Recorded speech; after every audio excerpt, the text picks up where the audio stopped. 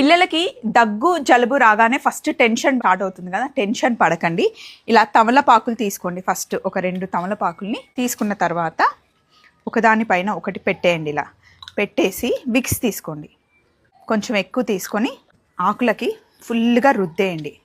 ఇప్పుడు stove on చేసి just ఇలా పైన ఆకుని వేడి చేయండి. చూడండి విక్స్ లైట్గా మెల్ట్ అవుతుంది. ఎక్కువ వేడి చేయకండి, చిన్న పిల్లలు కదా అండి, వీడికి బాగా జలుబు చేసింది తలపైన. అలాగే వేడిగా ఉండకుండా చూసుకోండి, వామ్ ఉండాలి. ఇలా చెస్ట్ పైన పెట్టేసి నిద్రపోయే ముందు ఇలా క్లోజ్ చేసేసేయండి. ఇలా పెట్టేసి నైట్ పడుకోబెట్టండి. నెక్స్ట్ డేకి మీరు wow Swapna thank you so much అంటారు.